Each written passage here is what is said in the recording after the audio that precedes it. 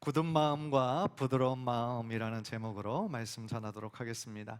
지금 마음에 관한 이야기를 4주째 하고 있어요. 왜냐하면 그만큼 중요하기 때문인데요. 마음이 우리들의 영혼과 굉장히 밀접한 관련이 있고요. 우리들의 마음을 지키는 것이 우리들의 신앙생활에 있어서 또한 신앙의 성장에 있어서 굉장히 중요한 부분이에요. 우리의 마음이 변화받지 않으면 하나님 앞에 우리가 나아가기가 굉장히 어렵다라는 거죠. 그러니까 예를 들어 예전에 그 고대 전투에서 성을 빼앗고 지키고 이것이 전투였잖아요. 그런데 그 성을 지키기 위해서 파수꾼들이 이렇게 교대를 지켜가면서 밤새 자지 않고 잘 지키는 이유가 뭐겠어요? 만약에 그것을 잘 지키지 않고 깜빡 졸거나 그것에 관심을 소홀하게 하게 된다면, 방치하게 된다면 어느새 적들이 들어와서 성문을 열고 그 성이 함락될 수가 있잖아요. 마찬가지입니다. 우리가 마음을 잘 지키는 것이 너무나 중요한 것이, 우리들의 마음을 소홀하게 방치하게 되면 마음이 어느 순간에 무너져 버릴 수가 있는 거예요. 마음이 무너지면요, 다시 원래대로 회복하는 것이 굉장히 어려워요. 굉장히 어려울 뿐만 아니라 오랜 시간과 노력이 필요해요. 사실 이 마음에 대한 관심은요, 최근에 이게 새롭게 생겼다기보다는 예전부터 있어 왔어요. 예를 들어 4세기에 활동하던 성 어거스틴, 아우스구스티누스라고 하는 성 어거스틴의 기록에도 여러 번이 언급되고요. 종교개혁을 했던 존 칼뱅이나 또한 루터도 이 마음에 대한 주제에 굉장히 관심이 많이 있었어요. 또한 거룩한 삶에 관심이 많았던 청교도들도 역시 거룩한 삶을 살아가기 위해서 우리의 마음을 지키는 것의 중요성을 너무나 잘 알고 있었어요. 그런 면에서 우리는 지난 3주 동안 제일 처음에는 솔로몬이 그의 통치 전반기에는 하나님을 향한 그 사랑의 마음을 잘 지켰다고 그랬잖아요. 그런데 그의 통치 후반기에 그의 마음이 변질되었던 그런 사건을 살펴보았고요. 또 우리를 향한 하나님의 마음은 그러면 어떤 마음인가? 그것을 신구약 성경을 통해서 2주 전에 나누어 보았고요. 우리가 지난주에는 우리들의 마음을 힘써 지키기 위해 우리가 언제나 유의될 것이 있는데, 우리들의 입술을 지키고 눈을 지키고 우리들의 발을 잘 지키는 것이 굉장히 중요하다라고 지난주까지 말씀을 드렸어요. 오늘은 네 번째 시간인데요, 이 불신자들의 마음과 우리 성도들의 마음이 어떻게 다른지 한번 좀 생각해보고, 우리가 지켜야 할 마음은 어떤 마음인가, 또 그 마음을 지키기 위해서 어떻게 우리가 해야 될까라는 주제로 오늘 말씀을 좀 나눠보려고 합니다. 근데 여러분, 질문 하나 좀 해볼게요. 사람의 마음이 다 똑같을까요? 아니면 다 다를까요? 다 달라요. 그죠? 특히 불신자의 마음과 성도들의 마음은 너무 많이 달라요. 그래서 우리가 이 주제를 좀 구체적으로 다루기 전에 먼저 전제해야 될 첫 번째 사실은 뭐냐면, 모든 사람의 마음은 같지 않다는 거예요. 사람의 마음은 다 달라요. 사자성어로 일심동체라는 말이 있잖아요. 같은 마음, 같은 몸. 주로 이 일심동체라는 말을 자주 사용하는 집단이 군대예요. 군대거나 혹은 어떤 기업체가 어떤 목표, 공동의 목표를 설정하고 그것을 이루기 위해서 막 서로 응원하고 서로 권면할 때 일심동체로 우리는 앞을 향해 나아가자, 그런 얘기를 많이 하죠. 그런데 현실적으로 일심동체를 이루기가 쉬워요, 어려워요? 어렵습니다. 오랜 세월을 같이 산 부부도 한 마음이 되기가 어려울 때가 많아요. 그렇다면 하나님을 전혀 알지 못하고 믿지 못하는 불신자들의 마음과 하나님을 알고 하나님의 뜻대로 순종하기를 원하는 성도들의 마음은 본질적으로 많이 다르다라는 것은 너무나 당연하다라는 것이죠. 좀 간단하게 요약해서 말씀드리면, 불신자의 마음은요, 굳은 마음이에요. 굳은 마음이고, 성도들의 마음은 부드러운 마음이에요. 그냥 딱 요약을 하면 그런데, 부드러운 마음이지만 여전히 완고함이 남아있는 부드러운 마음이에요. 그래서 이것을 한번 좀 하나하나 설명드리기를 원합니다. 먼저 불신자의 마음은 완전히 굳은 마음이라고 그랬는데요. 어떤 면에서 굳은 마음이라는 걸까요? 하나님의 은혜에 대하여 그렇다는 거예요. 하나님의 은혜에 대해서 지금 마음이 굳어 있다라는 거예요. 그러니까 지금까지 하나님께서 베푸시는 은혜와 사랑에 대해서 한 번도 자신의 자아가 부서져 본 적이 없는 거예요. 자신의 자아가 부서져 본 적이 없기 때문에 그 마음의 상태는 돌같이 딱딱한 마음이 바로 불신자들의 마음이다라는 거예요. 그런데 우리가 오해하지 말아야 될 것이 굳은 마음, 딱딱한 마음 이러니까 뭐 피도 감정도 없는 냉혈하느냐? 아니에요. 그런 게 아니고, 혹은 어떤 감수성이 없냐? 뭐 어떤 책을 읽거나 뭐 영화를 보거나 어떤 예술 작품이나 이런 거 봤을 때 뭐 감동이 없고 그런 게 아니에요. 똑같이 그런 것들로 인해 영향받고 감동받고 눈물을 흘리죠. 불신자라고 해서 다 악하게 사느냐? 그것도 아니에요. 하나님을 안 믿지만 열심히 세상에 대해서 섬기고 봉사하고 좋은 일 많이 하는 사람도 많이 있어요. 그런 면에서 차이가 있는 것은 아니에요. 그런데 여기서 말하는 굳은 마음이라는 것은 본질적으로 불신자들은 하나님에 대해서 혹은 하나님이 지금도 일하시고 계시는 영적인 일에 대해서 한 번도 자신의 마음을 열어본 적이 없다라는 거예요. 그런 면에서 굳은 마음이다라는 거예요. 그런데 그 이유가 무엇일까?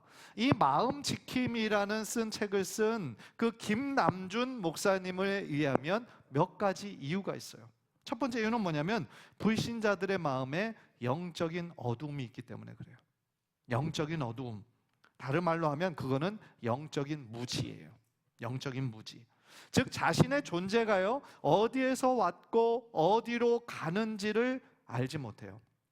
존재론적으로 생각해 볼 때 우리가 지금 이곳에 존재하는 것은 우리의 생명이 있게 한 어떤 근원이 있다라는 뜻이에요. 우리들의 부모님, 또한 부모님의 부모님, 또한 그 할아버지의 부모님, 그렇죠. 그런데 제일 먼저 근원까지 가게 되면 누구에까지 이르게 되냐면 창조주 하나님, 그렇죠.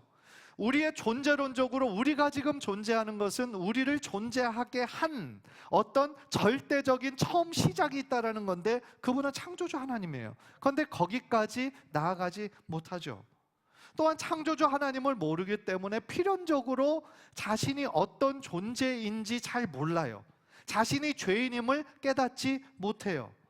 사실 하나님을 인격적으로 만나야 내가 얼마나 죄인인 것을 깨닫게 되거든요.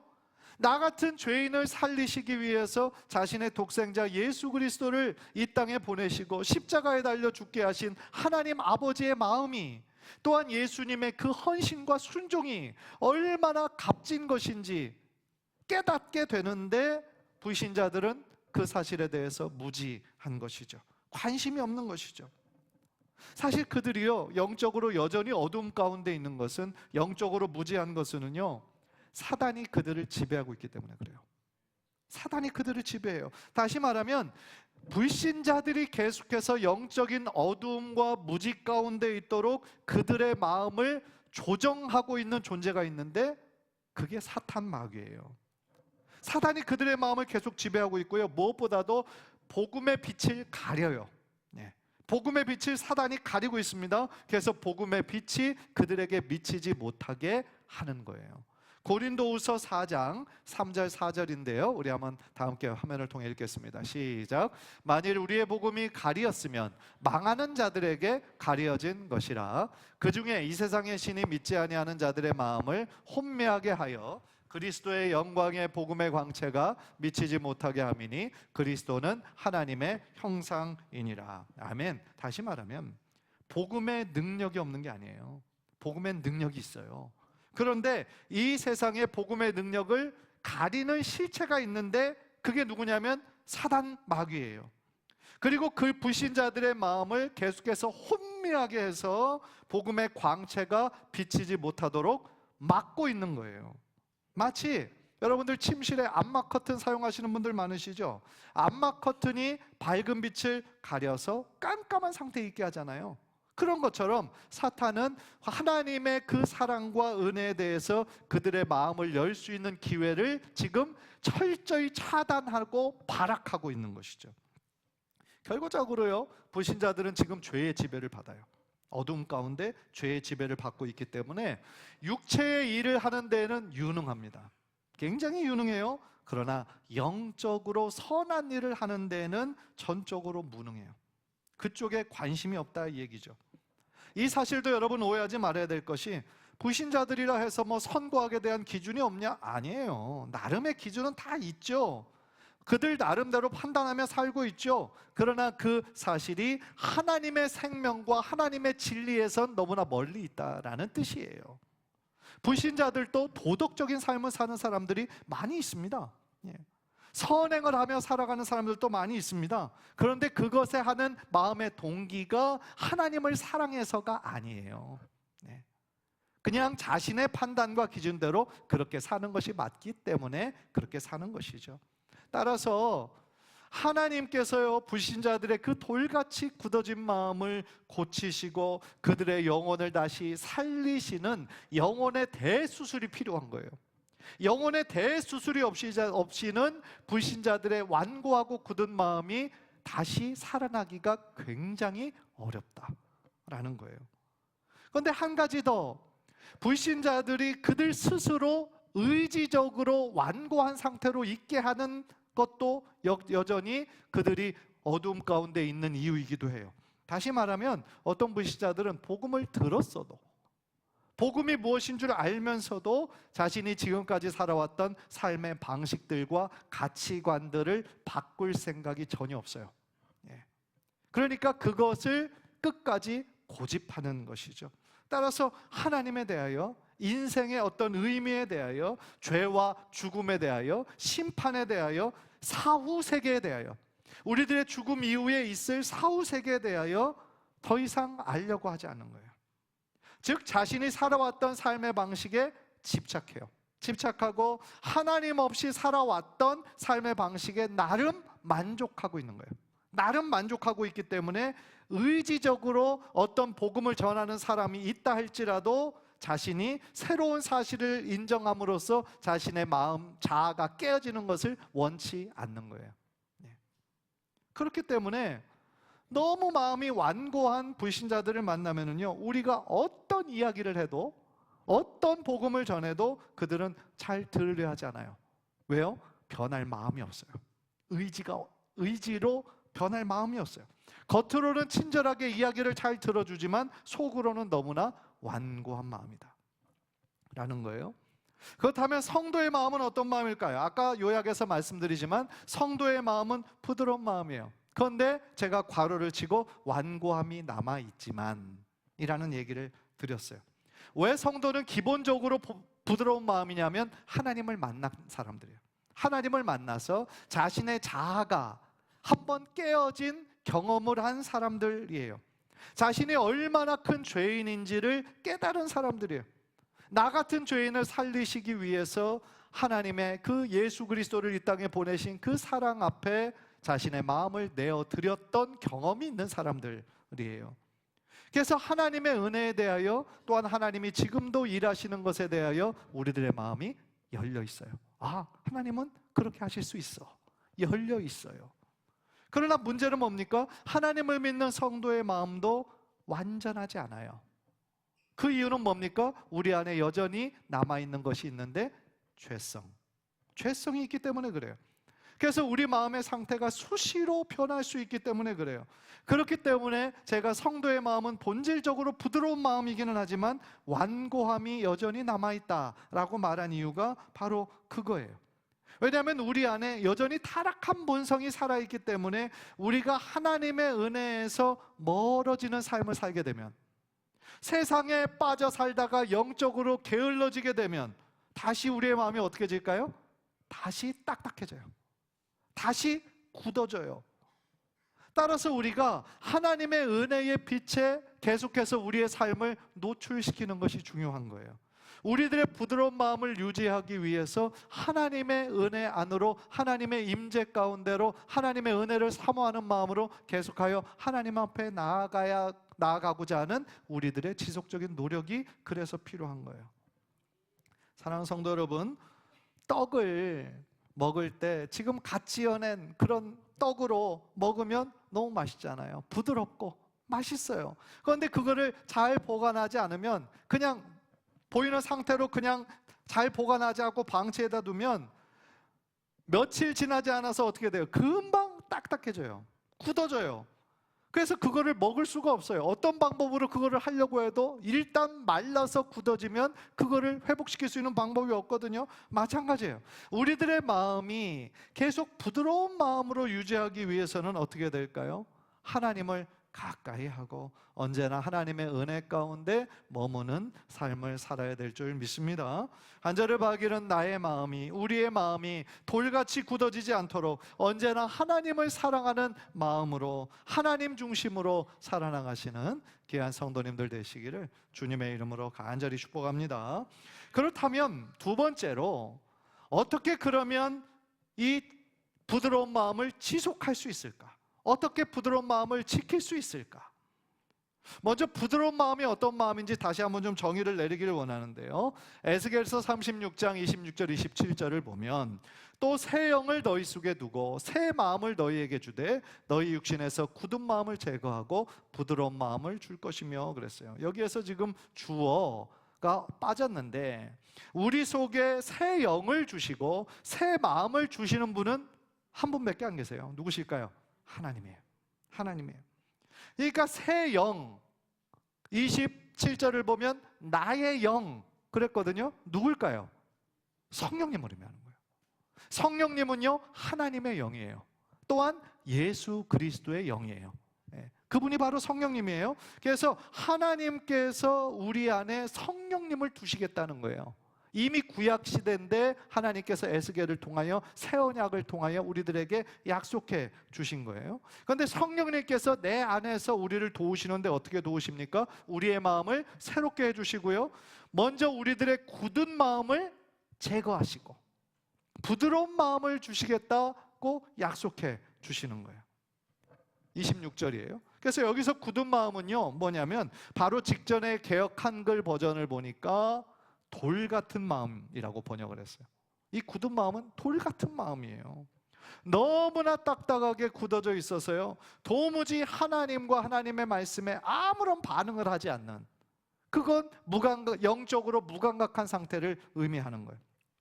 따라서 우리 안에 새로운 생명의 역사가 나타나기 위해서는 어떻게 될까요? 먼저 우리의 죄에 대한 회개와 죄사함의 은혜를 경험하는 것이 필요하다라는 것이죠. 나와 같이 돌과 같은 딱딱하고 굳은 심령을 가진 사람에게 먼저 찾아와 주셔서 나의 죄를 깨끗이 용서해 주신 그 하나님의 크신 사랑을 경험할 때 나의 마음에 이 딱딱하고 굳은 마음이 부드러운 살과 같이 변하게 된다라는 거예요. 여기서 부드럽다라는 거는요, 히브리어로 보니까 살이에요. 살. 그러니까 살과 같이 부드러운 마음으로 변화시키는 분이 바로 우리 하나님이시다. 우리의 굳은 마음을 제거하시고 그 굳은 마음을 제거한 그 자리에 부드러운 마음을 심어주시는 그분이 바로 하나님이시다. 그래서 이 부드러운 마음을 정의하자면요, 바로 이런 거예요. 하나님의 말씀에 반응하는 거예요.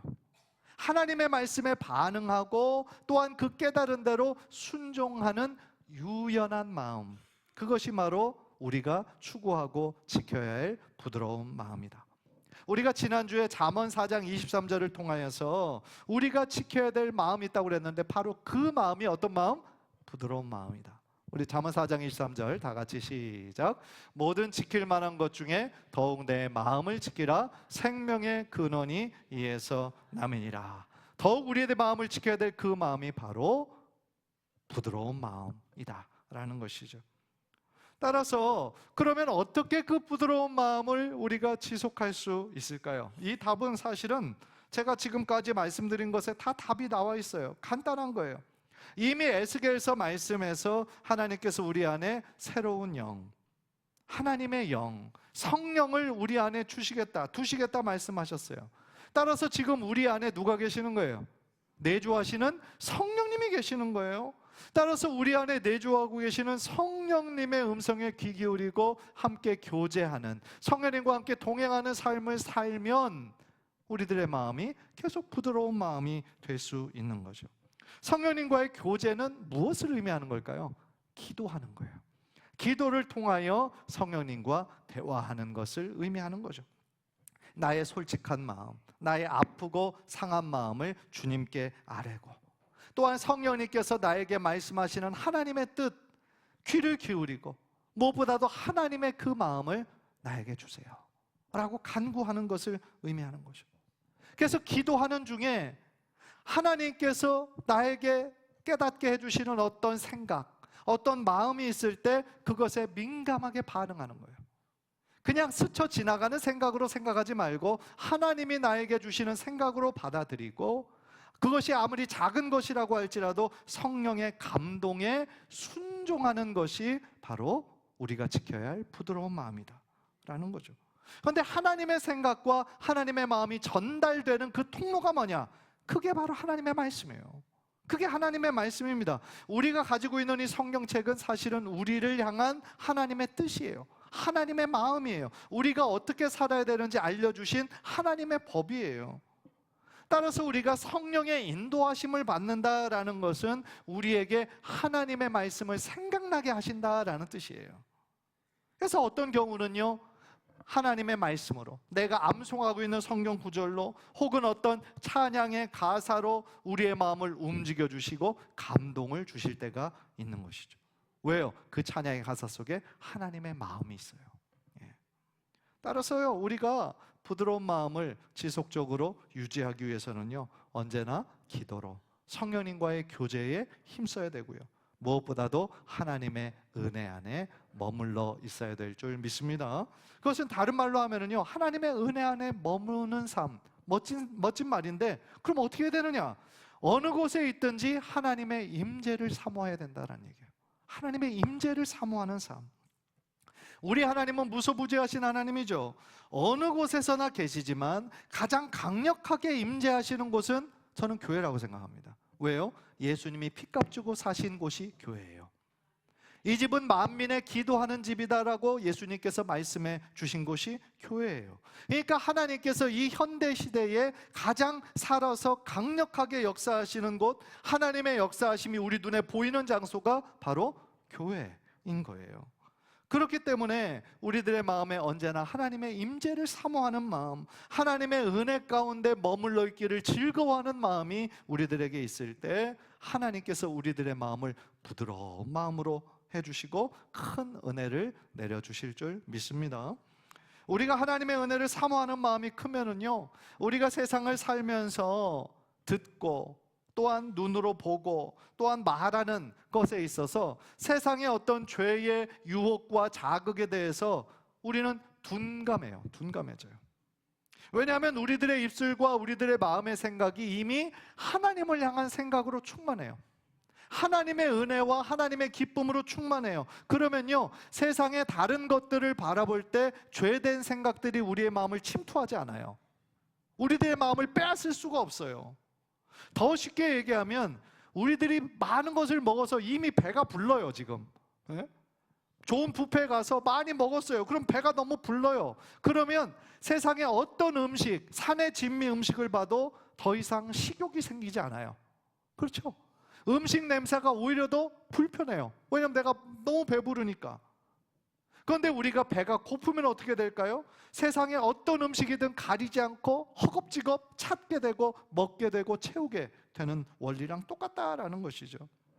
따라서요, 우리가 어떻게 매일의 삶 속에 하나님의 임재를 사모하고 하나님의 은혜 가운데 머물러야 될까? 다른 말로 하면 어떻게 나의 삶을 하나님의 은혜의 빛 가운데 계속하여 노출할 수 있을까? 우리가 언제나 고민해야 되는 거죠. 그래서 우리는 여기서 다시 한번 말씀과 기도를 말씀드리지 않을 수가 없는 거예요. 왜냐하면 하나님의 살아있는 말씀이 우리들의 돌 같은 심령을 깨트리실 수 있기 때문에, 오직 하나님의 말씀이 우리의 어두운 심령을 진리의 빛으로 밝히 비추실 수 있기 때문에 그렇다는 거죠. 따라서 우리가 하나님의 말씀을 가까이 하고 매일같이 정기적으로 읽고 그 뜻이 무엇인지 묵상하고, 그리고 그 묵상한 말씀 중에 한 가지라도 우리의 마음에 붙잡고 하루를 살아가도록 노력하는 삶을 살게 될 때 하나님께서 우리들의 마음을 지켜주실 뿐만 아니라 놀라운 은혜와 축복을 내려주실 줄 믿습니다. 그리고 그 말씀 붙잡고 기도하는 거예요. 거창하지 않아도 돼요. 하나님, 오늘 또 나의 마음이 돌같이 굳어지지 않게 해주세요. 세상의 여러 가지 유혹들에 대해서 둔감하고 오직 하나님의 말씀과 하나님이 하시는 일에 대해서 예민하고 유연하고 부드러운 마음이 되도록 오늘 또 나의 마음을 지켜주세요. 내가 말하고 듣고 보는 모든 것이 정말 그런 것에서 죄짓지 않고 나의 마음이 언제나 거룩한 마음을 지킬 수 있도록 오늘 또 나의 마음을 지켜주시고 정결한 마음, 거룩한 마음, 정직한 마음을 창조해 주세요. 오늘 또 성령님 나와 함께 동행해 주세요. 우리가 그렇게 기도할 때 하나님께서 우리들의 기도를 들으시고 이 죄악의 유혹들이 많은 이 세상 가운데서 여러분들의 마음을 안전하고 아름답게 지켜주실 줄 믿습니다. 오늘 설교부를 찬양의 가사를 보면은요, 오늘 제가 말씀드린 이 설교의 내용이 함축되어 있더라고요. 가사를 한번 보여줘 보세요. 십자가 그 사랑 멀리 떠나서 무너진 나의 삶 속에 잊혀진 주은혜. 무슨 얘기냐면 우리가 하나님을 만났어요. 그러나 십자가의 그 사랑에서 멀리 떠나게 되면 어떻게 되냐면 내 삶이 무너져요. 주님 은혜가 잊혀져요. 희미해지는 거예요. 그런데 그 다음 가사 보여주세요. 다음 가사. 돌 같은 내 마음 어루만지사 다시 일으켜 세우신 주를 사랑합니다. 돌같이 굳어진 내 마음을 어루만져 주시는 분이 계시다는 거예요. 누구실까요? 우리 하나님이시죠. 그리고 그분이 우리들의 마음을 어루만져 주시고 다시 회복시켜 주시고 다시 일으켜 세워 주신다. 그리고 그분이 바로 우리의 아버지가 되신다 라는 것이죠. 간절히 바라기는 우리들의 그 굳은 마음, 상한 마음을 고치시고 새롭게 해주시고 다시 회복시켜 주시는 그 하나님의 사랑 앞에 언제나 유연한 마음으로 부드러운 마음으로 하나님 앞에 나아가는 우리 성도님들 되셔서 언제나 우리가 어느 곳에 있든지 하나님의 은혜 안에 머물기를 기뻐하고 하나님의 임재를 사모하고 하나님의 임재가 강력하게 나타나는 또한 교회를 사랑하고 가까이 하는 우리 여러분 모두 되시기를 주님의 이름으로 간절히 축복합니다. 기도하겠습니다.